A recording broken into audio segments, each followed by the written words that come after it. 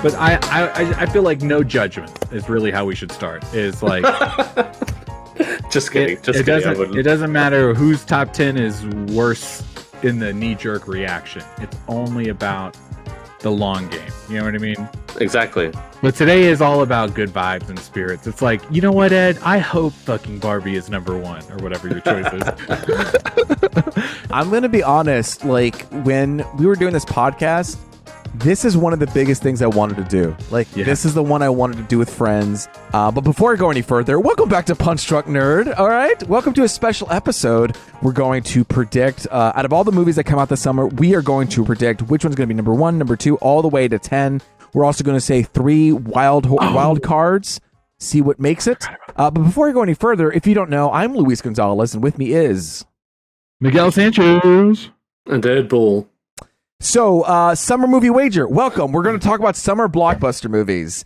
The way this game works is starting from May 5th all the way to September 4th. We are going to predict the top 10 domestic numbers only. If you get the movie right where it was ranked, you're going to get a lot of points. The further and further you go, the less points you get. TLDR. Okay, let's get into this. I'm right? Miguel Sanchez. We did that. We did that. Oh, did we do that? Sorry, we did do that. I've been so fucking caught up on. I forgot your wild card. I'm so nervous. I'm nervous. My anxiety is through the roof.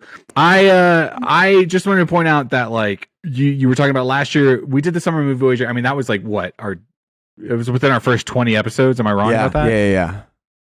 So our podcast was still so new. I feel in such a different place a year plus later now. I feel like, okay, I feel like we found our groove. I feel like we found our voice. And I'm excited to do this with you guys. And it's all vibes, okay, until the end. But please don't hate, all right? Love you guys. Sorry, I went on a tangent. No, you're fine. I honestly, I paused because I'm going through my list and I'm shifting numbers as I go. Okay. and I really don't feel confident, but I'm just going to go. We're going to go with it, and it's going to be fine. We're going to go from 10 to 1, and then we're going to do our wild cards. Okay, let's play the Summer Movie Wager. Ed, what do you think is going to be the number 10 movie of the summer? When are we doing our wild cards? At the end. God damn it, I said the rules. You said I that. explained You said the it. rules. Welcome back to Punch Drunk Nerd, the podcast where two friends are I'm Miguel. Ed, what is your number 10? Autobots roll out. It's Transformers: Rise of the Beasts. Yep. Why? Why?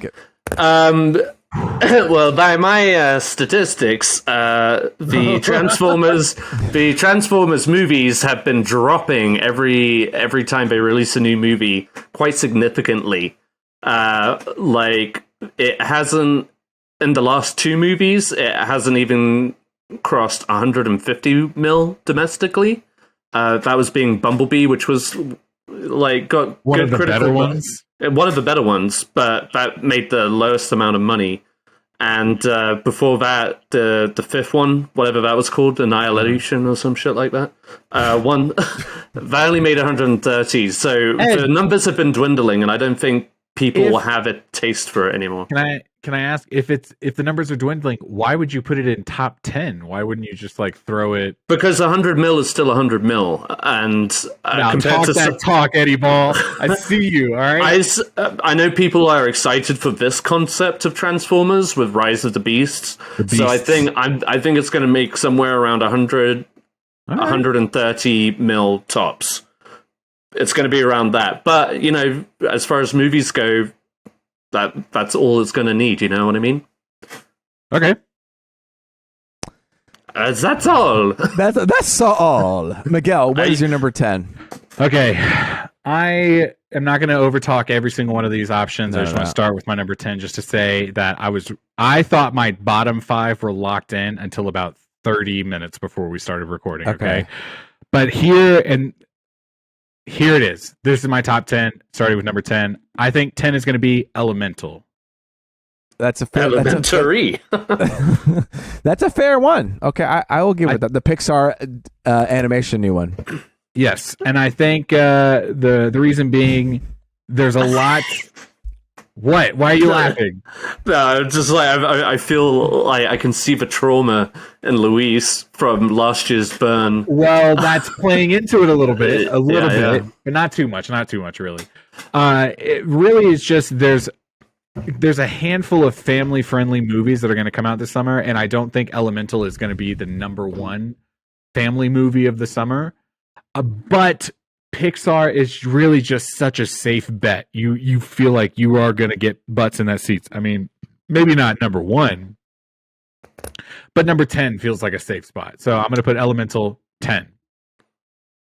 I'm here for it. I'm looking at numbers again. Sorry if I remember not paying attention. I'm doubting everything in my list. Trying to recorrect things before I say the final number here. My number 10 actually aligns with somebody here in this podcast. Who could it be? Could it be Miguel? It's Ed. Could it be Ed? It's Ed. It's Transformers. Yeah, right. Hey. Ed, I like how you're giving out data points at the beginning. I think you should do that. You can give us some facts. Let us know you worked hard for those data points. Sure.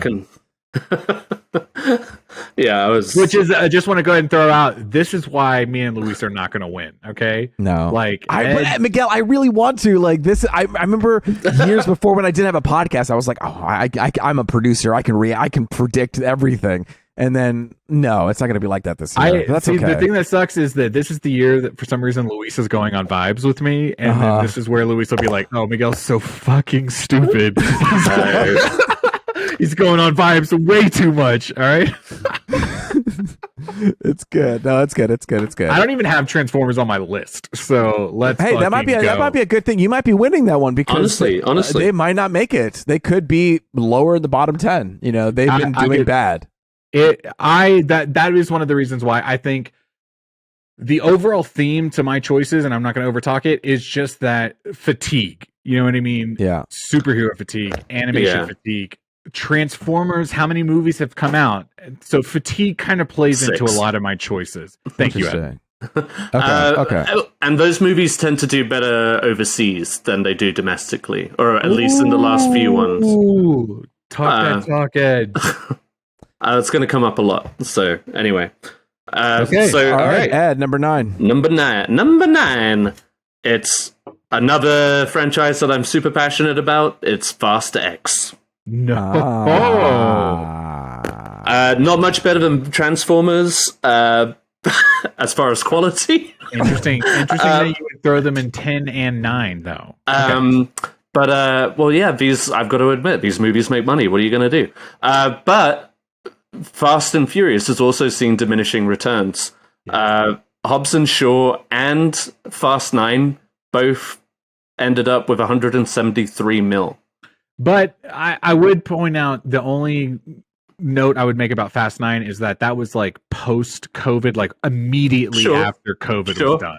But, Vin Diesel was bringing people back to the theaters again and all of that stuff. It's no Top Gun Maverick. I'll say that. Okay? Anyway, I think also you were talking about fatigue, Miguel. I feel like people are a lot cooler on this one than they were for 9. I feel like the general buzz about 9 was much higher than this one.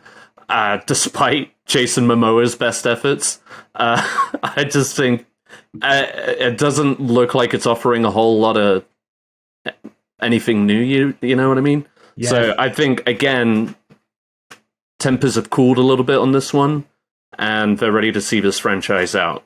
So I don't think it's going to be a killer. So Miguel. Oh, it's my turn. Yeah, I was just basking in that because I feel so seen right now. Go ahead. I've never felt that like me and Ed connected so much on a Fast and Furious opinion before. All right. Number 9, I'm going in. This was originally my number 10 spot. I did some switching. I bumped it up to number 9. Okay. Mm-hmm. This is something, again, we're talking fatigue, but I think there's still a little bit of zhuzh here to get to number 9. Okay. I want to talk about, it's summertime, but we're releasing horror movies. I want to talk about Insidious 5. And I don't even know what it's called. Okay. I'm just calling it Insidious The Red Door. 5. The Red Dawn. The Red Dork. Dick. The Red Dick. What? Insidious 5. Listen, this is purely because I think this franchise has done surprisingly well, and it seems like every time one comes out, it's like popular enough. Like it comes into the conversation. You know what I mean? I don't have the numbers in front of me, but the numbers were very consistent. That's what I mean. It feels very, I don't want to say lukewarm, but it feels like the right audience comes to this movie every time. Yeah. And I don't think it's top of the list, but I definitely think it's a strong top 10 choice. Yeah. Vera Farmiga, who doesn't love her? You know what I mean? This is Patrick Wilson's first time directing. He's directing this movie? Yeah. Oh, God. All right. I didn't know that, but yikes. But he's an actor's director, Miguel. And it's also the fifth movie. So like he's got that going for it, right? Right. It basically, the job does itself. Honestly, I'm very surprised right now that there's a fifth one. I'm actually kind of just realizing this now. Yeah, I missed 3 and 4. I thought this was like 3. And yet, those numbers were still consistent. Actually, like the last one, I can't remember the name of it, made more than the previous one. Yeah. Yes. So that's kind of my thinking on this. Would I go see this movie? Probably not. I haven't really watched these movies. I think I watched the second one. Huh, that's a good one. That's kind of, and again, it's the bottom of the list, but we all saw the second one, didn't we? In theater in Los Angeles? Yeah. That was you okay, my bad. Yeah. I was like being like cheeky. Subtle, yeah. Yes, I was not making a thing of it. Alright, sorry. Okay, my turn. I think that this looks cool, and I think it's going to be a fun movie. It's a new take on a property that we know of, and I think they're doing it in an interesting way. I don't think it'll make a lot of money because it's an animation, but I still think it's going to be pretty cool. It's Teenage Mutant Ninja Turtles Mutant Mayhem. Is going to be my number 9. Oh man. Yeah, be scared for a minute there. I think it could really, if it's the trailer looks great, and I think if it does well, it'll hit top 10 movie option. Yeah. Luis, now that you've locked it in, I just want to tell you that I was very back and forth. I personally am very excited about this movie. We are going to go see it for sure. My worry is 2 things. Is one, it's Teenage Mutant Ninja Turtles. It's also kind of like I don't want to say copying. What's that word? I don't know. Copying the Spider-Verse style. Yeah, you know what I mean? Of animation. And Puss in Boots, yeah. And Puss in Boots, like it's very popular, so I can see it working. The big hang up I had on it was that it comes out so late in the year. Oh fuck! I didn't even think about that. August 4th. Whoopsie. It has a month. It has a whole month. It's a long time, and it can do well. Like a month, especially if word of mouth is good. It could own the month. Absolutely. And August fucking rocks. Let me just say that right away. So it's depressing because everyone's going back to school and maybe one last hurrah. So teenagers. It's Leo season, baby. We're living. Yeah. We're thriving. It could do it. I think I'm kind of hoping it's a good one. Want it the trailer looks good. I want it to. It's maybe wanting it to. I tell you what, Luis, you're gonna get at least 3 tickets out of the Sanchez family. Okay. Hell yeah. We're gonna go see it. Okay. And when I see it, I'm gonna sign it. I'm gonna say for Luis. Beautiful. That's my number 9. Let's roll to number 8. What's your number 8 pick on the movie wager? Summer movie wager, Ed? It's Oppenheimer. Boom. That's not the soundtrack. What is it, Miguel? But he is in disbelief because I have it so low. Is it spoilers? Okay. Here come the stats. Here come the stats. No, don't hit me with the stats right now. Okay. Tenet made $58 million domestically. I know that was a...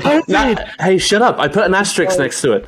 I know it was a COVID movie. Before that, Dunkirk, which was a period film. Miguel, I think you think that because I have it so low on the list, you think I don't think it's going to make money. I do think it's going to make money. But I just think it's a period drama thriller, which, like Dunkirk. Can I say what? It's not a property. Hang on. Oh God, Miguel, is it my turn? Can you calm down? No. Hey, I'm more so, chill, baby, relax. I'm more so kicking myself. No. First off, it has nothing to do with you making this choice.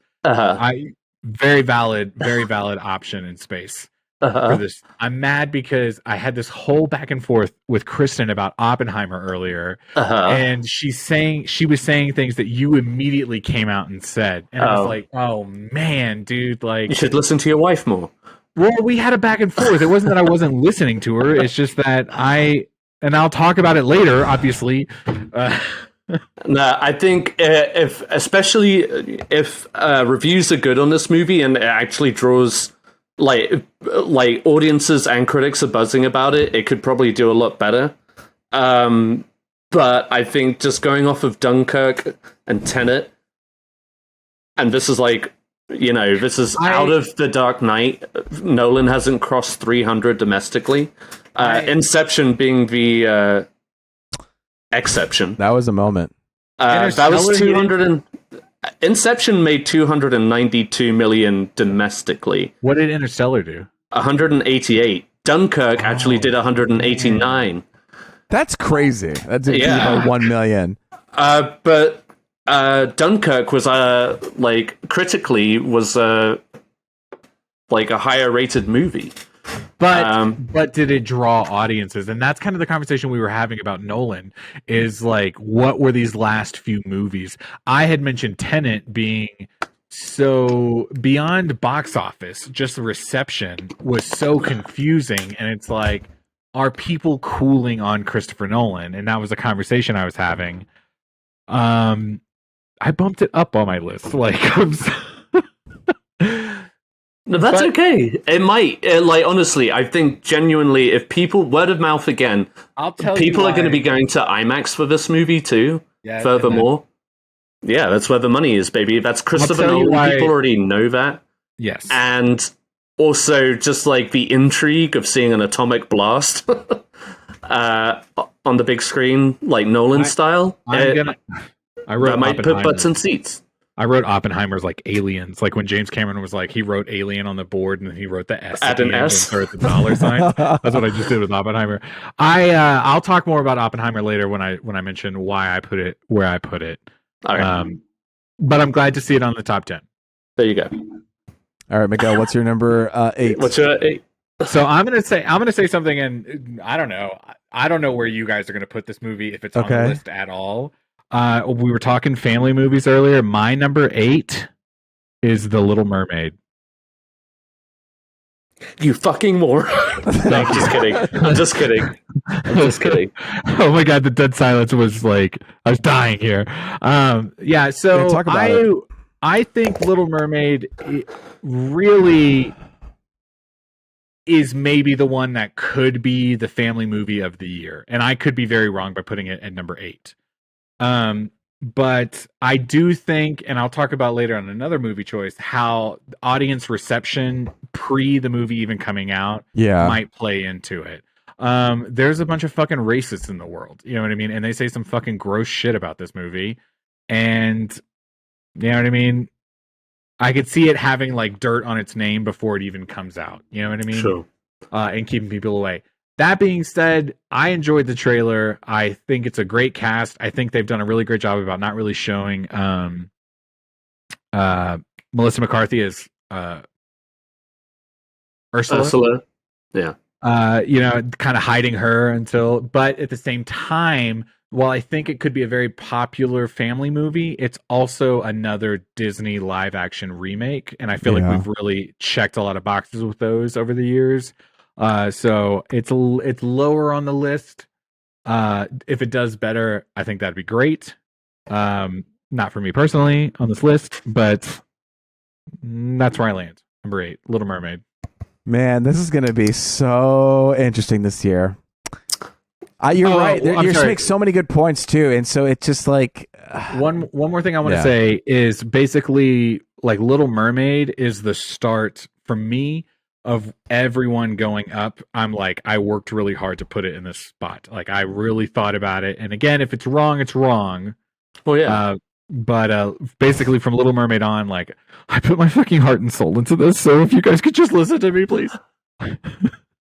I mean, I think we've all suffered anxiety from throwing this list together. Like I've been rewriting I get sticky in the middle. That's where my uncertainty, coming up. Interesting. I feel like mine's near the top of the. I don't know. We'll see. The top. Also my number one. I very unsure of, but I'm on a wing of a prayer or some shit like that. Dreaming a prayer. I'm confident on my number one. Everything else I'm shaky on. All right. Okay. Luis, what's your number 8? And my number 8 again aligns with somebody on this podcast. That's the Little Mermaid. No. It is the Oppenheimer. God damn it. Oppenheimers. Oppenheimer. I think I actually have it this low because I just don't think that, usually I would have it higher, but, I don't think we're an older generation. Not many people, maybe Nolan heads. So, and also it's an old history movie. Did you just describe us as Nolan heads being the older generation now? Yeah, no, absolutely. We're old, Ed. Yeah. I remember when he made the original Batman. Yeah, I mean, people were like, "Who's Nolan? What is this weird 3 Batmans ago history movie where it's just mood? Like, what the fuck is going on in this movie?" But I think the people who are really into Nolan might want to show up. IMAX, it's the middle of the summer. I have to think that he's going to draw a crowd. I think older people are gonna come to it. Yeah, I feel like he's the cinema of Blockbuster. He has to draw a crowd of people, right? Because if not, then what are they going to do? He's. And this is a topic that people have something to go on, whereas Tenet was like a big fucking question mark. It's a little more palatable than Tenet. Right, you know what I mean? Exactly. Even if I jump through time a little bit, it's a little more straightforward. Exactly. Well, I feel like Tenet, I was like, ooh, what's this? Like, I want to be mind fucked. This one's like, it's about a guy who makes an atomic bomb. It's a historical thing. I actually don't feel as interested. I don't know. Maybe it's controversial, but I'm kind of like, I'm watching this because it's a Nolan movie. How about that? Right.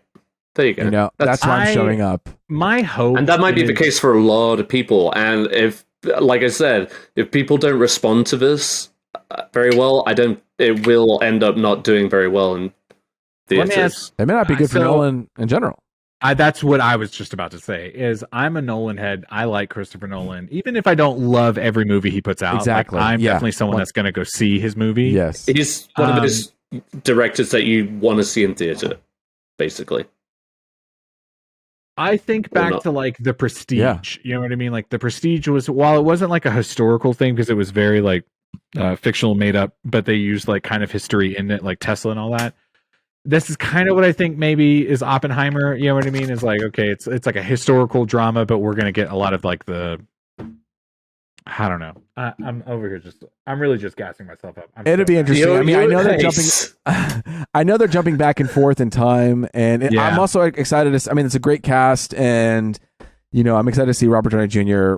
in a movie again with a director who can bring not a superhero movie. Yeah, because the last one he did was the Dr. Dolittle, and that didn't do well. So it's good to have him back under a director who can. You got Emily Blunt, Matt Damon, Florence Pugh is in it. Phenomenal cast. You've got a good cast going for you. I think it just needs to be marketing. I think the marketing has to be on point for this. Yeah, he needs to stop being so fucking elitist about his marketing.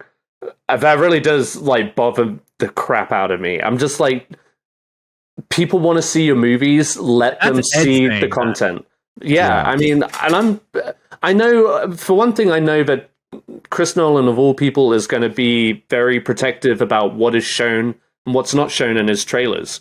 So with that already on the board, just let people see your fucking IMAX trailer. The only way you can see that IMAX trailer is a version from Germany. It's not in German or anything, but it has German subtitles and stuff like that. And I'm just what? But you know what I mean? He is so precious about that sort of thing, and I'm just it's off-putting. It's a little off-putting. You got to open up to the new generation. Exactly. It's all media. You're not. You don't have to have your movie streaming the same day as it is released. But if you want people to get excited, you got to give them something to get excited for. Yeah. Blow something up. Get them excited. All right, we're blowing up this city today for in promotion of Oppenheimer.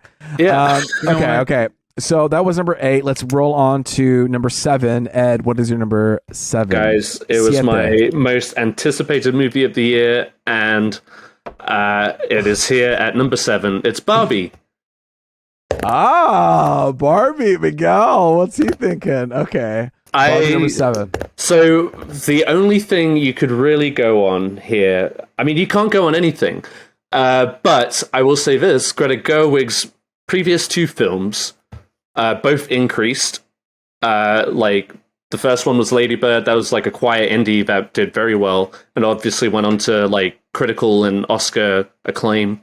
And then Little Women, which is like the second or third adaptation of a novel, that doubled that return in the box office. Now, this movie, with as much buzz as it's getting, as much marketing as it's going to get, like, this movie is going to blow up.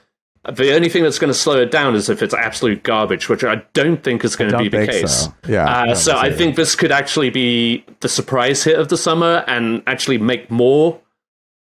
But it's because of that completely unknown gray area of what this movie is about to be. I think 7 was my safe spot. I do think it's going to do better than Oppenheimer. I'm sorry, Chris Nolan. I do. Greta Gerwig is a solid director, and you've got Margot Robbie, Ryan Gosling, and the whole fucking cast. It's so bright. It just like screams summer blockbuster. So I think, and I feel like a lot of people could be into it. So all those people have social presences. You know what I mean? Exactly. Like Nolan's cast has no social presence. Everyone on Barbie has social presence. You've seen these interviews with Cillian Murphy about anything. Yeah. He looks so miserable. They were like, "Do you know about the meme about you where you're depressed?" And he's like, "What's a meme?" And like, bro, you are so far behind in what is going on, and he is the lead. And I respect that. Movie. I want that to be his time. I would just want it to be his time to shine. I want this to be a great movie for him. I want him to go on to get Oscar prestige and like the world recognize that Cillian Murphy is a great actor and he should be in much more things. He is a great actor, but like, you know what I mean? This is like his first really big leading role, like for Chris Nolan, no less. It is cool. Like, I'm excited for him. But yeah, no, he has no social presence whatsoever, and he doesn't care, and that's fine. Like, that's A-okay. Matt Damon will talk up this movie. You know what I mean? Oh, that's right. Yeah, Matt Damon will be the shining light for Oppenheimer. Okay, so that's Barbie's your number 7. Miguel, what's your number 7? I'm gonna go ahead and just say it. What is it? Just say it. Mission Impossible. Oh, Dead Reckoning Part 1. Mission Impossible Dead Reckoning Part 1. Thank you for reminding me what it's called. Okay. See, what fucked me up is I wrote down the acronym only, like just the initials. Oh, P1? Yeah, but it's like Mission : Impossible. I was like, Dash, Midir. What is dead. that? Midir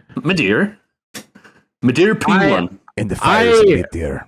I just feel like, again, from Little Mermaid on, I made choices. I think Mission Impossible fits in the number 7 spot because it's like a big enough franchise, and Tom Cruise is still coasting off of that Top Gun Maverick high. Yeah, that people are going to want to come see this. The idea that he's doing his own stunts is still a big, what I mean, selling point.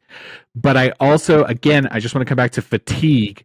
Is how many Mission Impossibles, and this is part 1 of a movie. You know what I mean? Yeah. So I think it's going to get butts in seats.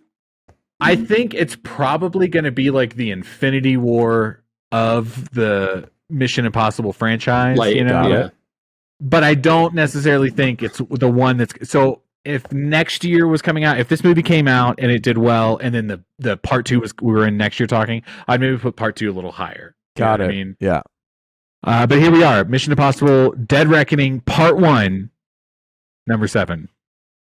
All right, my number 7 has nothing to do with any of your choices, so I'm a free boy in this one. Book Club 2.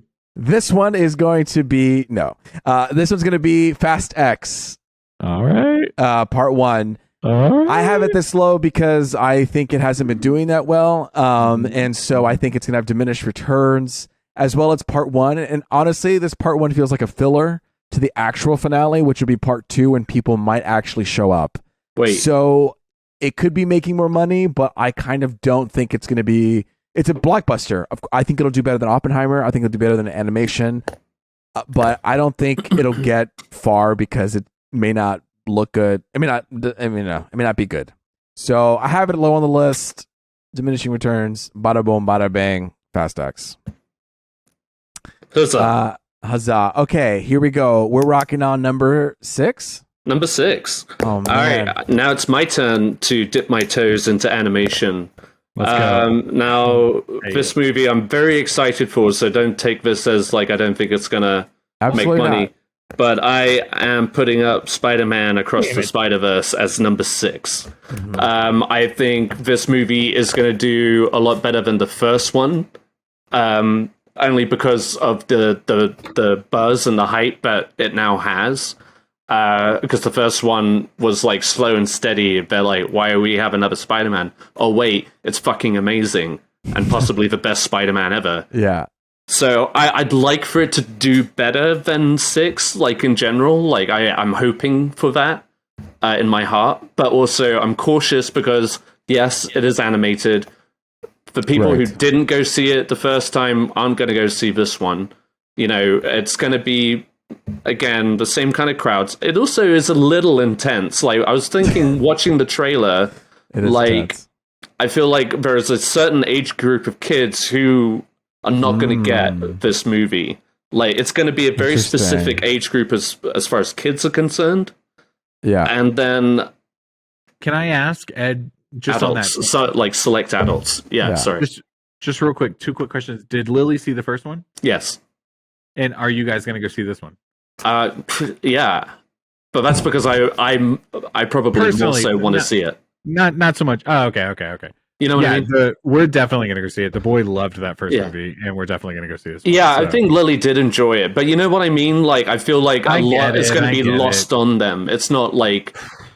But what's crazy is... it's middling. When I was talking to Kristen about this movie specifically, she mentioned kind of like a generational like fight in a couple of these movies. Yeah, absolutely. Like this is a movie where it could do really well because the right audience sees it, or it might not do great because the wrong audience went to see it. You know what I mean? And if it's that great, it'll have repeat viewings for sure. You know what I mean? Yeah. Like, I think this movie, I likened it to I several things when we were talking about it. I was just like, the first one was like an unexpected hit. Yeah. And also like set the bar for animation for like the next 10 years. You know what I mean? Like we're about to see a ton of action animated movies in this style because of Spider-Man. And I don't know. Well, Miguel, what's going to be your number 6? Fuck. I live in the moment changed my choice because I realized it doesn't matter until I say it on the podcast. But I bumped it down. Okay, I bumped it down to number 6. Okay. And actually, I don't even know why I'm upset because originally it was my number 6, and then I bumped it up, and then we started talking, and then I bumped it back down to number 6. Okay. So number 6, Oppenheimer. Okay. I think that's respectable. I want to talk about a couple things real quick. I hear what we're saying about cooling on Nolan. That is a very real thing. If you talk about the last couple of movies, I think Dunkirk is one to compare it to because it's like a historical Nolan movie. I do think there's a lot going for it. I do think COVID's not happening anymore, so it's different than Tenet. I think that there's a bit of a meme on the internet about this. The fact that Oppenheimer and Barbie are airing on the same weekend. I would like to, this is going to seem out there and you're not going to understand maybe, but there was a time pre-COVID when John Wick 4 and The Matrix 4 were going to come out on the same weekend. And that to me felt like a double feature that was missed, that we didn't get it. And now all of a sudden we have a totally different type of double feature with Barbie and Oppenheimer. The fact that I'm so serious right now. I think people are going to see this movie kind of back to back. As much as Barbie.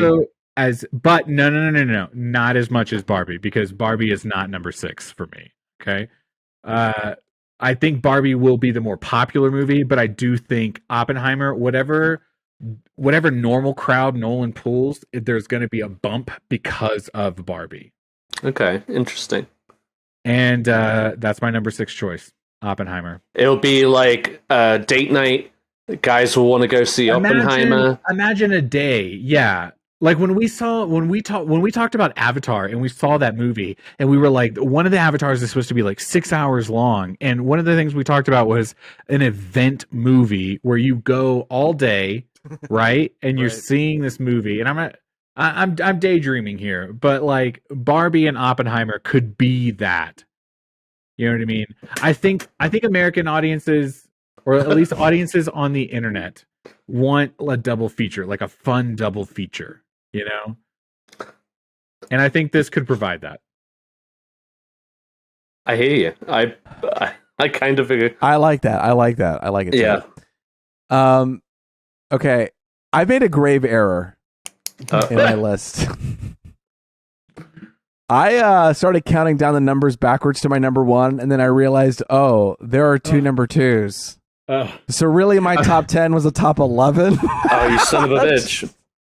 So I don't know how to move forward with this. Do you want to move? Just slide them down. Are you talking about pausing and correcting real quick? Do it, but it needs to be the only time. It's fine. No, I mean, look, it happened. Life is real. You know, we learn from our mistakes. I'm down to do it live in the podcast. No, let him cook. Okay.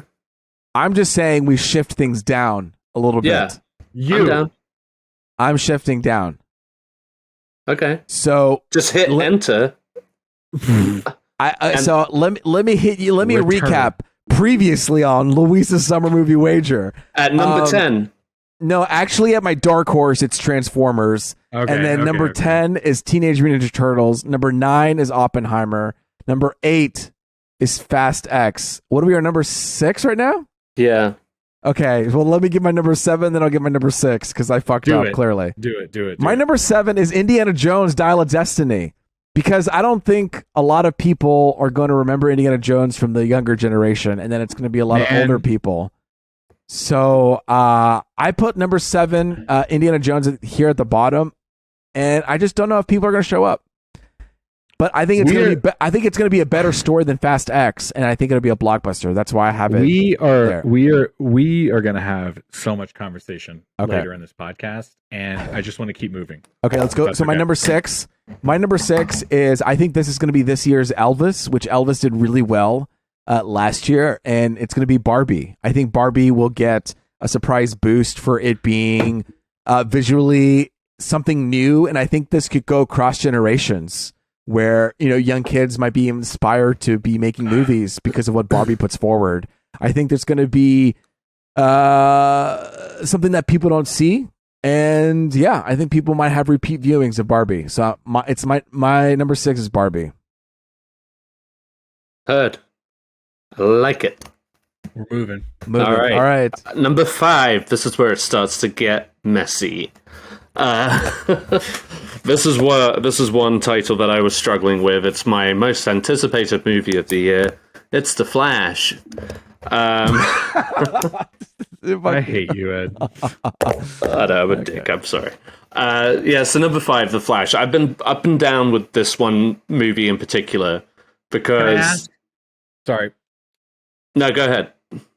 Is this Ed's vibe of the movie, or like statistical data? It's a bit of both. Okay. A bit of both.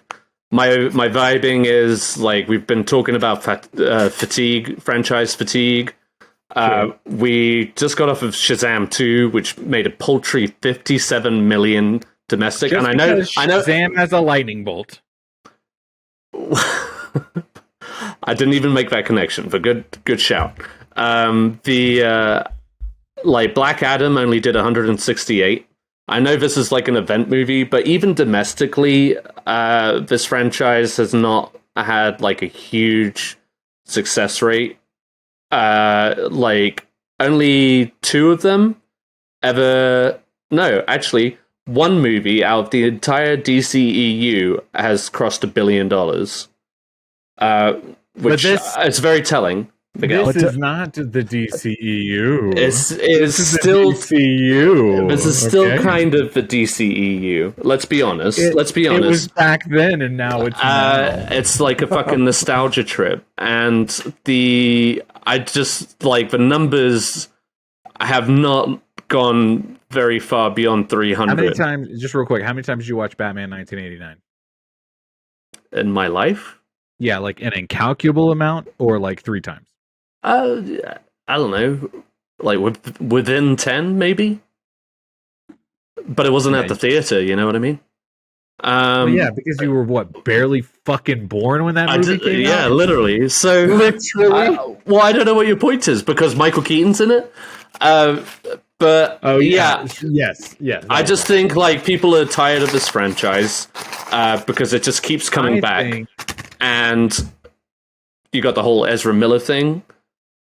You've got.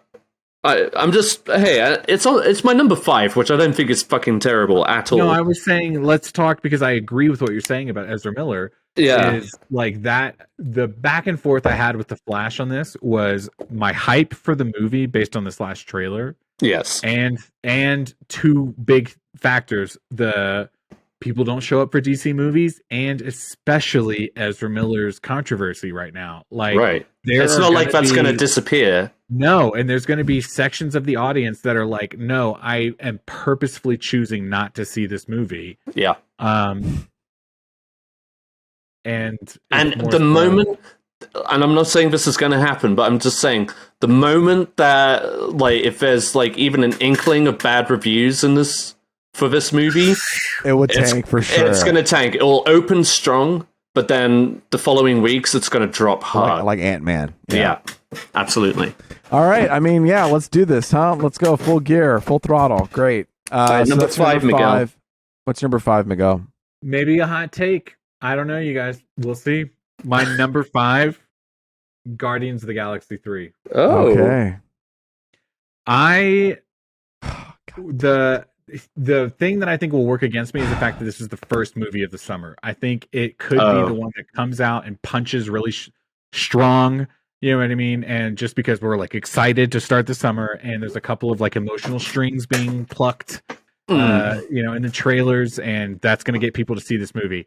It's James Gunn's last Marvel movie before he moves over to DC. It's the last Guardians movie. We're saying goodbye to a lot of characters that we initially could not have given 2 fucks about, and then all of a sudden really cared about. You know what I mean? But I don't think it's going to be the superhero movie of the summer. So for me personally, I think a solid choice is number 5. Okay, I buy that. I buy it too. All right, my number 5 is a superhero movie as well, and I'm gonna have to go with Spider-Man Across the Spider-Verse. I have it here at number 5. I think it's gonna do better than the first one. I think people know what's it about. I think people are excited for it. I think it's become a little bit of a cult classic that people might show up. It's still an animation movie, so I don't think it'll make as big of a money as everything else. But yeah, Spider-Man Across the Spider-Verse, my number 5, period. Ed, what's your number 4? Trying to think of a good segue, but I can't. So it's The Little Mermaid. The Little Mermaid. Splish Splash. I feel like the thing with Disney remakes is even if they do not get like strong reviews, which I don't think any of them really have, they really do well. Like even domestically, like the lowest one was Cinderella, and that was like one of the first live action remakes. Made only $201. $200 million. But like everything else has been above 350. So I think it's going to be strong. I think, yes, despite all the shitty people who are going to boycott this movie or whatever, I think it's still going to see like a whole new generation of kids. Like I see how excited my daughter is for it. And I think it's going to have a big cultural impact. Like, I don't think it's going to be maybe a spectacular movie necessarily. I think they're going to hit beat for beat. But that's not what it's about, right? No, but it's just like, no, it's absolutely not. It's seeing this story retold in a live action, and you've got like a new soundtrack, new songs, etc. Lin-Manuel Miranda's in it again, and yeah, so I think this one is going to do well, regardless of how it's received. Even, you know, this is going to be an easy one for families to go to, for older generations who are fond of the original, and then the new generation. Yeah, no, it's surprising when you were bringing up the numbers here, how even though critically it may not be a good movie, they do bring a lot of numbers. And when you're seeing a lot of these movies that are getting 150, 200 mil in the summertime, Disney's racking up 350.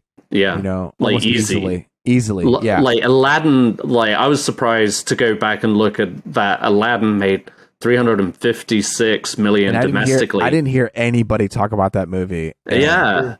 And it made 356. I don't think it was one that a lot of people went back to, you know. But like 3 of their movies, the live action remakes, have gone on to make over $1 billion. Like, that's more than the Fast and Furious, and everybody and the always DCEU. talks about. Yeah, and people always talk about that stuff, but you don't see people doing explainer videos about the real action Aladdin movie. But that shit made money. It did. It does. All right, so that's your number 5. Miguel, what's your number 5? 4. What? Right? Oh yeah, shit. You're right. 4. Okay. Don't fuck me up numbers like that. I gotta shift everything. That's actually, this is why I had to number it, because I was like, wait, what is that one? Yeah, number 4. What's number 4? Okay, when we get to 3, 2, 1, I think we're all gonna have a conversation, and I think I'm already fucked. These top 5 are fucked. I'm starting to feel fucked based on what Miguel said. No me. I'm feel fucked. Okay? No, you're fucked. But I want to talk about you're fucked. I want to talk about number 4. And again, I stand by basically everything from 8 all the way up. These were choices that I made, okay? Number 4, his last hurrah. Indiana Jones. You got him up there. Number 4. I think this is his last hurrah. Hoorah. Okay. Sorry, I'm writing this down. Number 5. I think it looks good. I think the trailer looks pretty good. I know we talked about the facial CGI, but I think it looks 10 times better than The Irishman, which I loved that movie too. So I think it's got a lot going for it. People want it. They want it to be good. They want to say goodbye. To Indiana Jones, number 4. Harrison Ford, man, he's box office gold. You know what I mean? He, especially in a most beloved character like this. I'm rooting for it. I want, especially, you know, you've got like Steven Spielberg saying today how he enjoyed it. Like, you just hope that is the case. It's going to premiere at Cannes too. So clearly Disney is feeling pretty confident about it. They gave James Mangold a Star Wars movie to boot. That's true. So they clearly are happy with what they've seen. So I just hope the numbers reflect it, and I hope it is genuinely good. I'm nervous for it, but I'm also excited to see it, and I feel like that's going to be the case for a lot of people. Yeah. I mean, I just feel like the older crowd will go, but the younger crowd's not going to show up for this movie. Like, they don't really know or care about Harrison Ford. I think Indiana Jones is going to do better than Guardians 3. But they don't even know what Indiana Jones is. Like, Guardians of the Galaxy has been in the I conversation. don't think that's necessarily true. I think he has a huge cultural... The kids, I used to babysit 3 boys, and they were all big Indiana Jones fans. Yeah. I wish I could text somebody I know. It's a thing, like a generational thing that you pass down to your children, Yeah. right? Like, you go, oh, I really Like want you Star to watch Wars. this movie with Like me. Star Yes. Wars. And I would point out that Really? between Star Wars and Indiana Jones, I understand that Star Wars might be the more popular, you know what I mean? Yeah, it definitely dollars is. on that movie. But for me personally, I mean, I didn't watch the Indiana Jones movies until like 2 or 3 years ago for the first time. And Well, see, that's what I mean. You only just started watching it 2-3 years ago. But when I and did, you were part of the generation. But when I did, I was like, this is great. I loved this. And I would absolutely, I mean, Ed and I were on a podcast with Scott White, shout out Scott White, where we talked about, would you let your kids see this movie? And I immediately started thinking about what is an appropriate age that I would show my kid this movie? Not about if I will, it was when I will. You know what I mean? Yeah. And I think that's very much what happens with this franchise. It's just one of those down. Yeah, it's one of those just adventure movies that's so just like, and it's Steven Spielberg kind of factor, isn't it? It's like E.T., adventure movies, Jurassic Park, sorry. Like Jurassic Park. I mean, I know it's just dinosaurs compared to one guy with a whip. I know what you're saying, Luis, and I definitely agree. That's why I'm like nervous for it. But I do feel like Indiana Jones is a recognizable figure. Like people are going to see that title and going to be like, "Oh yeah, Indiana Jones." Luis, let me make a point. If you're a 12-year-old, I feel like you have no and I might idea. be out of the loop. I might not know young people. Hang on. Luis, to your point, I understand what you're saying. I want to bring up, and it doesn't matter that the movie was good or bad, but the first Indiana Jones movie I saw, the very first one, was the fourth movie, Crystal Skull. Okay. Right. And I saw that because I was in high school at the time, and Ed wanted to see it, and all of our friends wanted to go see it, and I went and did. So even though I had never seen an Indiana Jones movie, I paid my $10 or whatever to go see it. And I think there's a little bit of that zhuzh to it. That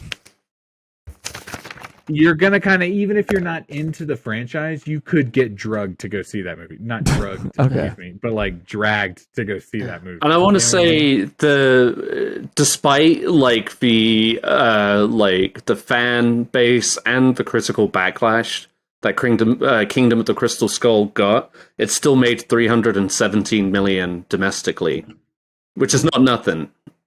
You know, that's not nothing. That's not nothing. If I gave you $313 million right now, that's not nothing.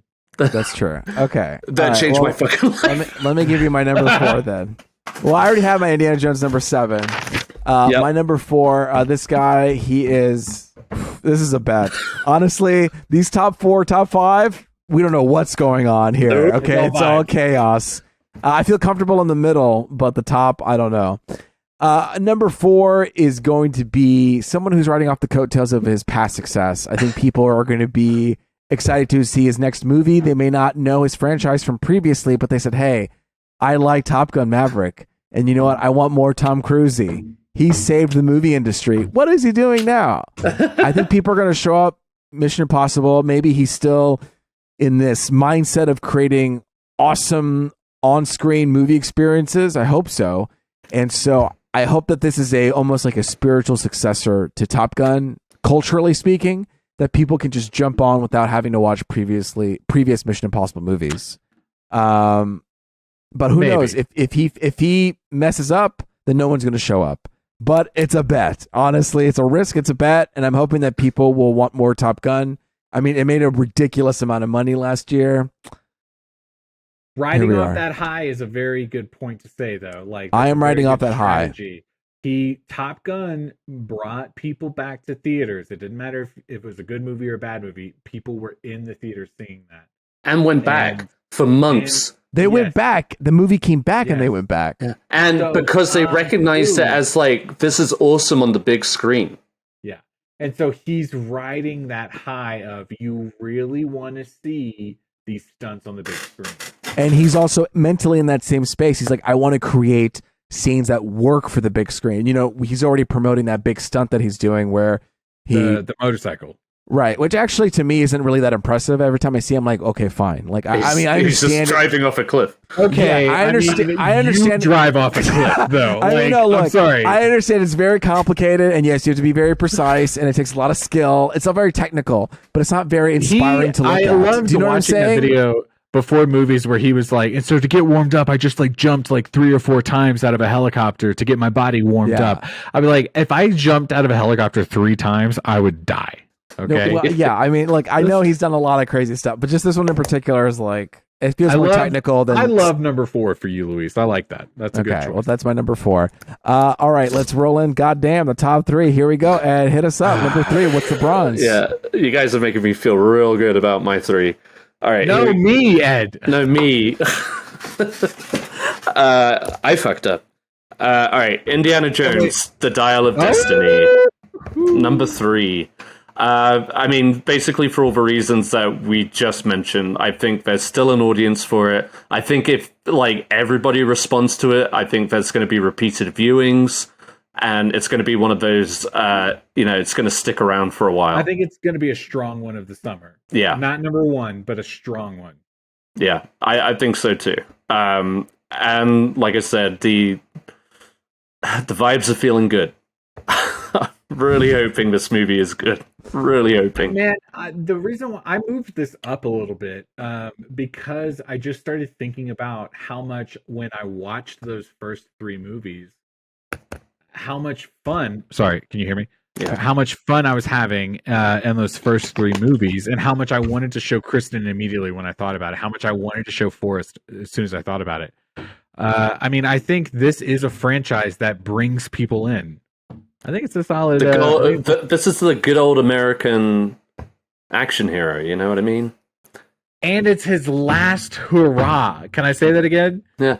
Not only for him, but for John Williams. It was supposed to be his last hurrah in Han Solo for Star Wars. So it's like his last hurrah again. He's going to say last hurrah to all of his franchises. He did Blade Runner. Yeah, man. The Fugitive. Air Force One. Yeah. Yo, if they did Air Force 1 too. Get off my plane again. Air Force 1 2. That's actually the best movie title ever. Thank you. But it's like TOO. Yeah. Heaven forbid it becomes a trilogy. Air Force 1, 2, 3. All right. Number 3, Miguel. Okay. I stand by these top 3. I'm not changing it from. I changed a couple as we were recording, but these 3. We just said we wouldn't. No, not after I said it. I mean, up until I said it on the pod, I kind of moved things around. But these are the 3 that I'm presenting you. Okay. I don't care that it's an animated movie. I think top 3 movie of the summer: Spider-Man Across the Spider-Verse. Okay.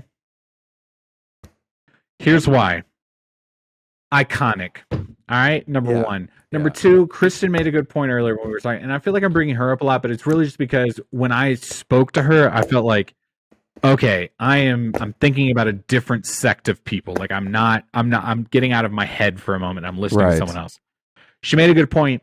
Miles Morales, who only came out in 2014, he is kind of like the Spider-Man of a generation. My son sees Miles Morales and calls him Spider-Man. You know what I mean? I think this, the original movie really kind of set a standard as far as animation and as far as cultural impact. And I think people are going to show up for this movie more so than any other family film this summer. As much as I would like to show up for Teenage Mutant Ninja Turtles, it's just a little too late in the year. Okay. Spider-Man Across the Universe. These are tough choices, y'all. Okay. All right. Number 3, Luis. Let's hear it. Is it your number 3 or is it Okay, it's my number 3. All right. My number 3. Fuck. This is hard. My number 3 is going to be a moment where the fans are going to rally up and say, hey, fucking book club. This is my fucking movie. This is my universe. Zack Snyder for life. Okay. I feel like these people botted the Oscars. The Flash. Botted the Oscars where they said Zack Snyder's movies are the best. I think this is the last hurrah for the Zack Snyder fans. I think Batman people are going to come out. I think Snyder fans are going to come out. I think people into this Supergirl are going to come out. I think this is going to be an event, and if it does as well as we've been hearing from the beginning of time, I'm not mad. Everyone is like CinemaCon. I was in tears before that. This is the best thing I've seen. I'm going to quell my expectations, but as a general public, if this does hit an emotional note and strand in people, emotional chord. I could see people showing up and saying, you got to go check out this Flash movie. You know, Yes. It's got your Batman. It's got, you know, this cool Supergirl. And, you know, it could be exciting for people just to mindlessly go see. You know what I mean? And it's DC. I don't know. I'm putting it out there. Whatever. I don't really know. But here we are. No, I don't think you should be insecure about this choice. I think that's a solid. I see the strategic choice as top 3, The Flash. Yeah. Okay. I understand. It doesn't matter if Ed, me, or you look at the movie and feel any type of way. I think top 3 is a really solid choice. I think so. This movie will make money. It just is a question of that much. Yeah. How high? I don't think it's going to go lower than like 100 or 150. It is going to be high regardless. I'm banking on hitting that emotional chord. If this movie has emotion and some humanity to it, I think people are going to talk about it, and people will spread the word, and people will show up to see this movie. Also, I mean, Ezra Miller is in the news, and unfortunately, like, people like the drama, and people will want to see what he's up to. You know, so you got the gossipers, the Snyders, the you know, you got a whole group of people. Totally. I was thinking there's definitely like a morbid curiosity aspect to it. You know, he is in the news. Sorry, they are in the news so much that it's like, okay, what's going on? Let me see. Why are we talking about this so much? Let me go see. But like Ed said too, if it does not do well on the opening weekend and people spread word, it is going to fall. Like, it is going to hit 7th. But fuck it. We'll see. We only live once. All right, Ed, what's number 2? Here we go. Guardians of the Galaxy Volume 3. I think Miguel stated some reasoning earlier, like, this is the last hurrah on a lot of levels. These are also uniquely a band of characters that, even if you weren't a big Marvel fan, you could point out the Guardians of the Galaxy because they actually had like a cultural impact. That's so funny because, like, think about pre-MCU, you never would have mentioned Guardians of the Galaxy. Never. And it's funny that now you think about Marvel and you go, oh yeah, Guardians of the Galaxy is up there. You know? Yeah, it was a fun time, good music, and like I said, a fun ensemble. So I think it has a lot going for it in that regard. I'm nervous having it so high because, like we already said, the moment that people start having like a negative reaction to this movie, it's gonna, just like The Flash could potentially do, it's gonna hit hard. It'll still make money, but it's that question of just like how high it will go. You get a really solid boost to the fact that it's the first. Sorry, can you hear me? The first movie of the summer. You know what I mean? Like, yeah, absolutely. I think it's a really strong showing because you don't have anything else to compare it to. Yeah, you know? But my only counter to that, and I don't know why I'm countering because I have it as number 2. I'm trying to help you. I know but it's also the third superhero movie this year. Wait, third after what? Ant-Man and Shazam. Oh, right. And I'm not saying like I get it. But people, I mean, I was kind of hyped for Quantumania, but that movie dropped hard. It did. Dropped hard. It was, and that's a good point because that only made domestically that ended up making only like 212 million. Okay, but hold on. Can I say that? Miguel, go ahead. You were going to say first. No. Go ahead. I was going to say Ant-Man. I think the previous 2 movies haven't gotten a lot of hyped.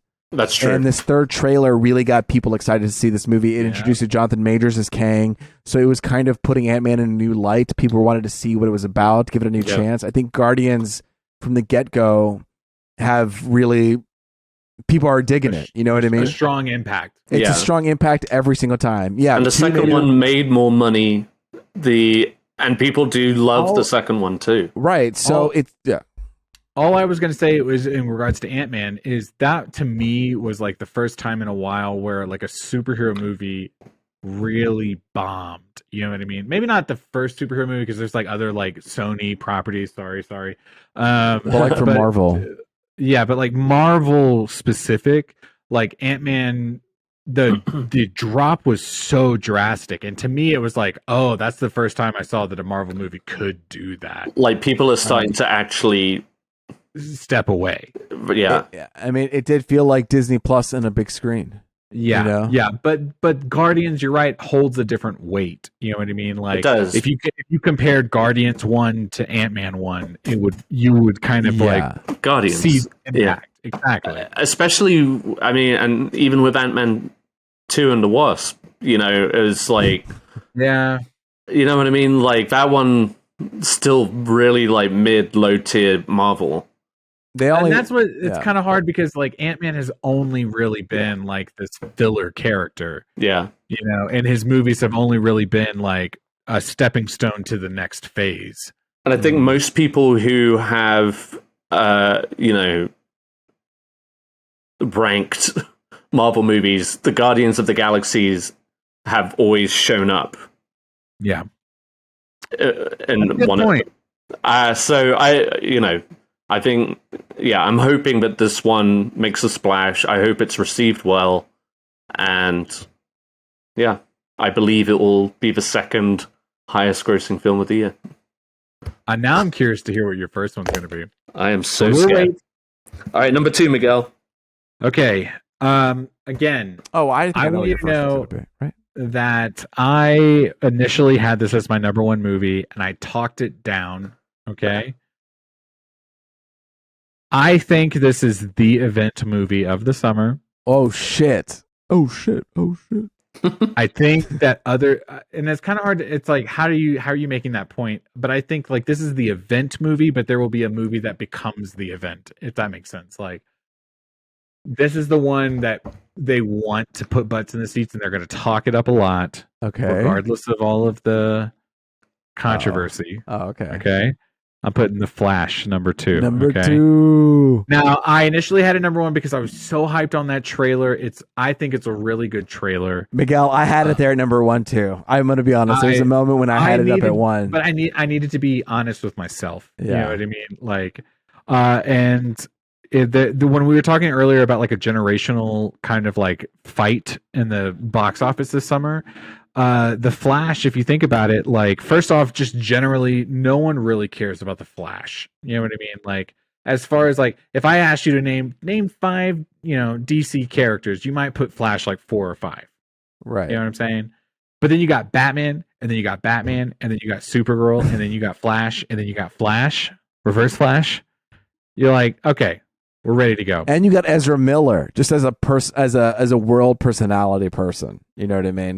That's what I'm talking about earlier about that morbid curiosity. Like, let me see, First off, I feel really bad about that because in this house, it's fuck Ezra Miller all day long. Okay. It's not a joke. Like he did some pretty heinous things. They did some pretty heinous things. It's also weird that I'm so like, let me get their pronouns correctly, but also they suck. I think it's going to be a good movie. 1989 Batman is one of my favorite movies. Okay, that was like my first Batman. I did see someone comment on Twitter who compared Willem Dafoe coming back as Green Goblin and Michael Keaton coming back as Batman, and how they both say their lines. You know what I mean? Like, right. Green Goblin was like, "I'm something of a scientist myself." And you want to get nuts? Let's get nuts for Batman. And how one of them seemed like they were having more fun saying that line than the other. And I did kind of understand that right away. Like, as in Willem Dafoe was having more fun saying that? Yeah. Like it was, you bought into it more because Willem Dafoe was kind of buying into it more. Whereas like, but in a sense, like you're not getting the full context, right? You're only watching it in the trailer. You're just kind of seeing the line spat out in front of you. But I did kind of understand that. That being said, I think this is the superhero event movie of the summer. Okay. I'm hyped for it. I think most people, not most, I don't want to speak for everyone. I think this will draw the crowd. I agree. If it has a good heart to it, people are going to be like, yo, this has something to it. It did kind of bother me that you just said if it dropped off, it could be number 7. And you know what? I have it at number 3. Miguel. So if we drops down, we both go down together. Cheers. My number 2 is coming from a franchise that I didn't expect to be making so much money every single time, but they really do show up regardless of the reviews. So I'm going to give it to a household name, to Disney, to Disney's Little Mermaid as number 2. Oh. I think people may not know Mission Impossible. They may not know Barbie or whatever, but the thing they know is Disney. They know Disney, and they know my child. Child, go to Disney. We buy a ticket. We watch movie. We go home. You know what I mean? Just like in the simplest terms, like caveman, like, everybody knows Disney means family. And it's their 100th birthday. Yeah, of course, I did this with Lightyear last year. I was having it so high up, but I'm surprised to look at the. I'm surprised to look at this. I actually moved it up after seeing the data. I was surprised to see Aladdin making 356 again when other movies can't even make that. Yeah. So I don't know. Like I said, I don't know about these. I don't know about these top 3, to be honest. But whatever. Little Mermaid number 2. I'm out. Before we get to number 1, I just really appreciate. Honestly, it's good for my soul that we're so second guessy about all of our top 3 choices. Yeah. Because I when we were getting like in the middle, Luis, you're talking about how you felt like the middle was really strong. That's where I felt like the most uncertain. You know what I mean? And I feel like maybe Ed, you felt uncertain, or maybe I'm just lying now. No, yeah, uncertain towards. I was surprised. You shook me when you had Guardians so low, Miguel. And then we'll get to my number 1 in a minute. But yeah, I appreciate, because I came into it feeling like I'm gonna have the dumbest fucking choices, and I like that we all kind of feel that way at some point or another. All right, my number 2. Right. What's your number 1, Ed? Here we go. Let's do it, Ed. Guys, I am really fucking riding the success of Top Gun with this one. Mission Impossible: Dead Reckoning. Wow. There was a time when I had it up there too. I'm really like just fingers crossed on this one. I get it. I think the Mission Impossible movies 4 through 6 have all seen like increasing returns for the most part. And it's been steady. It's been like a steady build. At least domestically anyway. Mission Impossible Fallout, which I think is like one of the greatest action movies ever, did 220, and I think of the success of that one and the success of Top Gun, I think that could potentially double this one.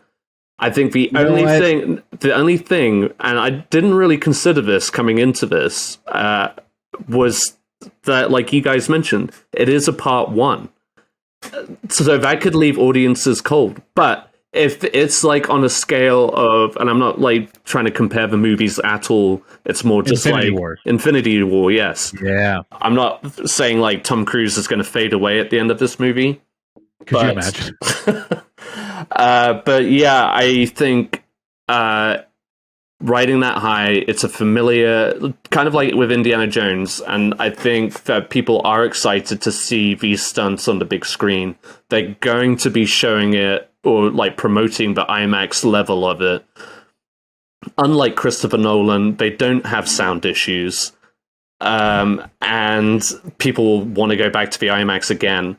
You know what I mean? It's I know. Yeah. So, but it really is like a toss up, and I feel like what you were saying, Miguel. I do think like I don't think people like hail Mission Impossible as their favorite franchise of all time, but the movies have gotten increasingly better over the last 20 years. Like with the best being the most recent one. And then, like you guys were saying, Top Gun, I don't think anybody had high expectations for that, but damn, it was good. And that was entertainment. And people, especially during the summer, are going to do that. And that's for a lot. That's like a very wide age range, too. I just wanted to point out that I love the idea that your number one movie choice is kind of data backed. Like you're talking about these box office returns for all of these movies, but it's also, I mean, like you love Mission Impossible. Like you talk about these movies. Maybe not all of them, but you're very positively open I love to them. Fallout. I am open to them. I love Fallout. I really didn't like Rogue Nation, which was number 5. That was so long ago. I know. I don't remember much about it. And then Ghost Protocol before that, I thought was good, but then rewatching it, it's like it's one of those theatrical things. Yeah, but he climbed the tower. Yeah, one, right. But to that extent, also, I mean.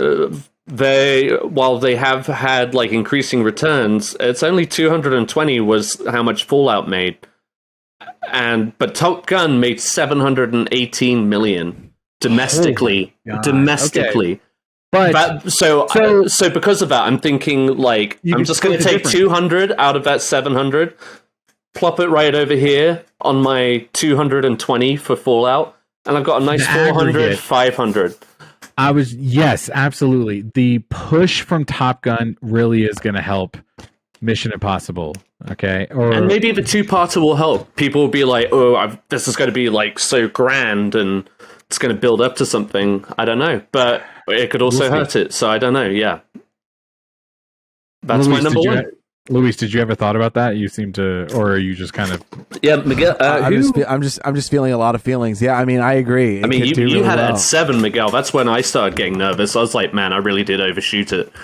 No, I don't think so. I think that's just my lens. That's where I decided to put it. I could be fucking way wrong. You know what I mean? I'm just like the patron saint of Fallout. I love Fallout, and I just hope this one's as good.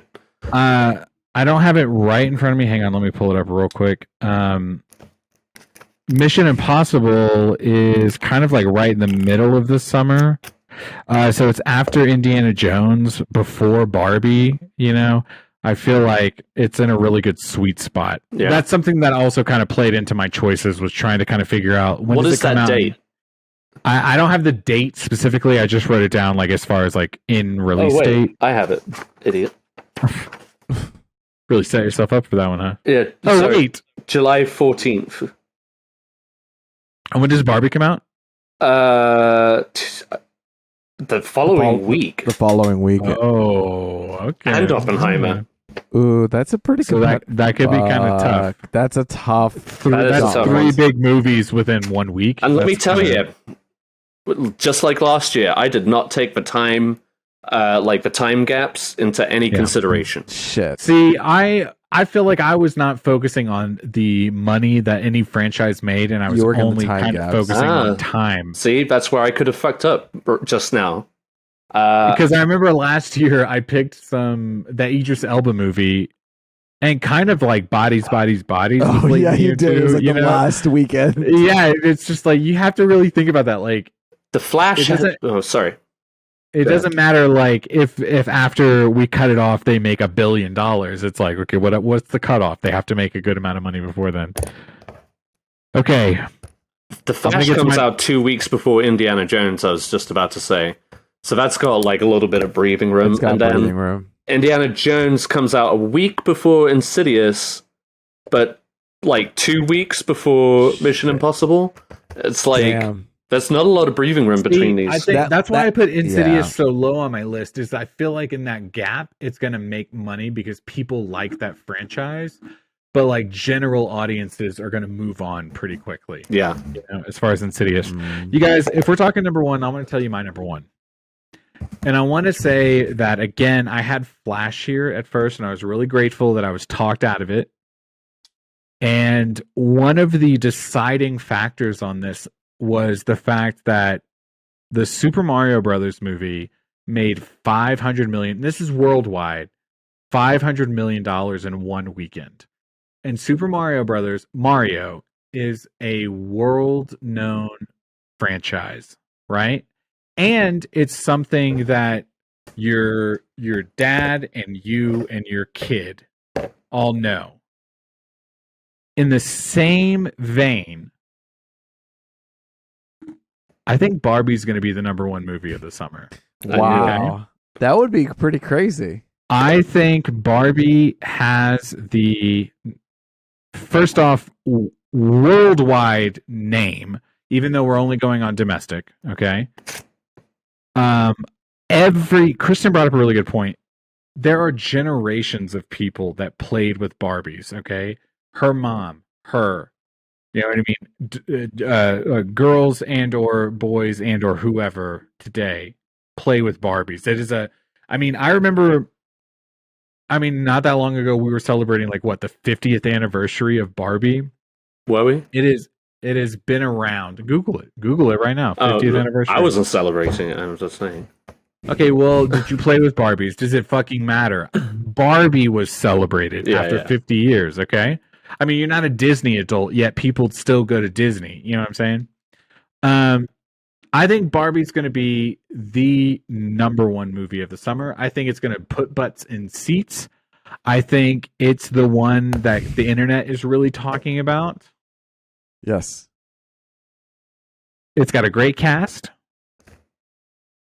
And it's, I also want to point out that when I was looking at my top 5 initially I had Oppenheimer at number 5, okay? But Barbie, if we're just talking about my top 5 currently, I have Barbie, Flash, Spider-Man cartoon, Indiana Jones, Guardians 3. All of those movies other than Barbie are sequels, legacy sequel, superhero sequel, animated sequel. Barbie is really the only original, you know what I mean, movie of the summer in my top 5. And I'm putting all my eggs in that basket, to be honest. I think this is the one. I think it's the way to go. I do wish I had it higher. I think I could have put it in front of Spider-Man. If Amy Schumer was still going to be the Barbie in this movie, I would have said it's not going to be number one, respectfully, just for a multitude of reasons. But this Barbie movie, Greta Gerwig, Margot Robbie, Ken, Ryan Gosling, even fucking Shang-Chi. Right. It's a cast. It's an ensemble. We're here for it. Yeah. It's pink. I just don't think this is going to be necessarily geared towards kids. Well, see, that's the thing is I think and I'm just guessing. I want to just anecdotally bring up Mario again. Ed, you had mentioned when you saw Mario that you were not really a Mario fan growing up, so you were having a good time, but it wasn't connecting with you. Right. Lily, you know what I mean? You guys don't shove Mario down her throat, so she wasn't 100% Mario. But Sarah bought into it, right? And I kind of think that's the same vibe here with Barbie is same with what did I mention earlier? Indiana Jones. It's a legacy thing. I grew up with this and I want you to grow up with it too. And I think that's going to put multiple butts in multiple seats. Barbie number 1. And honestly, I'm not going to fight about it anymore. Number 1. Barbie. That'd be great. I'm here for it if it gets number 1. You know what I mean? I would be too. I wish it well. I hope it's a great movie, they're hyping it up to be. All right, Luis. It might be our Top Gun. All right. Number 1. Here we go. It's an end of an era. It's an end of a time. I think people have fallen in love with these characters, and they're going to come back for more because this franchise delivers heart, and it's going to pop up early in the year. My number 1 pick is Guardians of the Galaxy Volume 3, with the inevitable death of somebody in one of this in this Galaxy team. Guardians of the Galaxy. We've talked about it already. I don't know. These 3 are so flippy floppy. All of them. I don't really know where we're gonna put them, but I think it's like you said. It's a big event. And it's the number 1 movie of the summer, the first one. It's the first one. And Wakanda Forever made what? How much did that one make? 500 something. Domestic. Let's see. I'm looking for it. Different. I've got it right here. 453. Right. A little bit different. If Chris You're right. Pratt had died last year, maybe so hold on. So it got 453, and Multiverse of Madness got 411. Yeah. It's not that far behind from 453 with Multiverse. I think if it hits that could have been the negative, if it hits negative reviews, it's going to end up like Love and Thunder. Yes, at 343. What, Miguel? Why are you shaking your head at me? Sorry, you mean like negative, like reception wise? Yeah. My head went mathematically for a second. You were Oh. like, if it hits negative, If it goes into the negative, then it's like, yeah, that won't be good. Okay. It lost money. Weird. All right, so wild cards. Wild cards, yes. Okay. Ed, Can all right, we- you can just do all of them. Let's do Yeah. 3, 2, 1. That's exactly. Okay, my wild cards are Blue Beetle, Insidious, The Red Door, and Elemental. Nice. Ooh. Okay, Miguel. Okay, just real quick, I would not have put Blue Beetle because again, it's lower in the release calendar. You know what I mean? I'm Wait, when does I'm that worried come out? about that. I mean, it's August. I got a month. I just need 100 mil. I need 100 mil. But respectfully, brother, I don't think Blue Beetle's going to be there. Okay, because I thought about putting Blue Beetle in mine. Okay. Okay, what do you? All right, here's my wild cards. Let's go. I'm going to throw out. We didn't talk about it at all. Asteroid Club? City. Oh, okay. I went to battle between Chris Nolan and Wes Anderson when we were talking about it earlier. I feel like they bring a crowd, but it's not necessarily the universal crowd. You know what I mean? Yeah. Wes Anderson is even more specific, I feel like. That's what I think too. But Yeah. I'm throwing it on there because what if? What You if? know what I mean? It's the wild card. Anyway, 3, Asteroid City. Number 2, I'm throwing in Teenage Mutant Ninja Turtles, and this is like a personal heart soul choice. Mm-hmm. Like I want it to do good. It's late in the year, but I'm very excited for this movie. I told my son we're gonna go see it for my birthday. Hell yeah. Because I think it's going to be a good time. And finally, this is my wild card. We didn't really talk about this, but it was not my top 10. No specific order wild card. Fast 10. Right. Okay. Fast 10.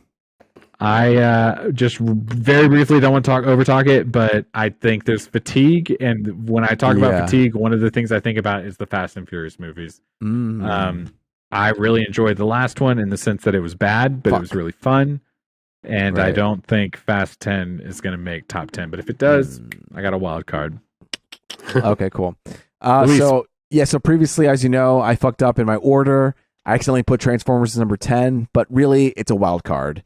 Okay. It's not in my top 10. Transformers is there as my wild card. I also have Elemental. It's a new IP. It's Pixar. And so, yeah. And then I also have Blue Beetle. It's a superhero movie. I just had to throw it in there. Whoa, you guys.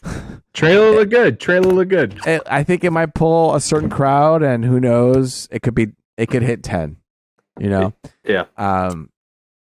Yeah, that's it. That's a summer movie wager, everybody. I don't really know. I wish I could find a way to keep it up to date, but stay tuned every week. I'll do it. We will talk about the box office numbers. We will kind of talk about the ranking.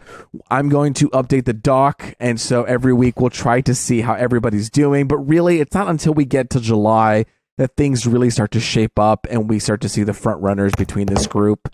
But Blockbuster season is coming, and Guardians of the Galaxy is coming. Buy a lot of tickets. Buy tons of tickets for Guardians of the Galaxy.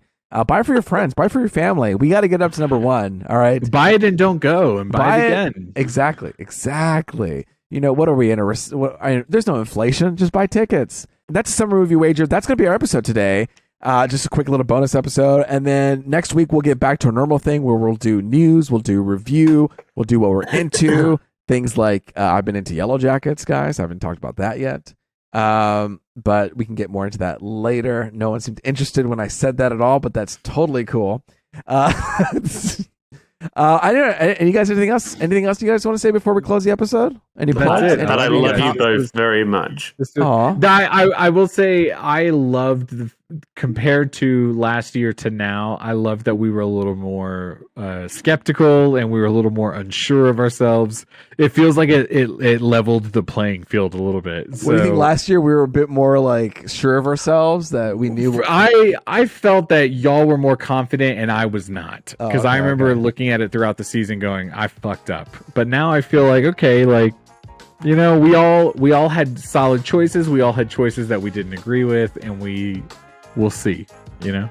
But yeah, check out Punch Drunk Nerd. We're on Instagram, we're on Facebook, we're on YouTube, we're on everything, all the platforms. We're almost going to hit 100 followers. My God, what will we do when we hit 100 followers? I just want to point out that also, if you interact with us on social medias, like we try to interact back. So like every time you message us or comment or like we are seeing it and we are engaging. Who's it going to be though? You. Who's going to respond back? You never know which one of us is going to respond back to you.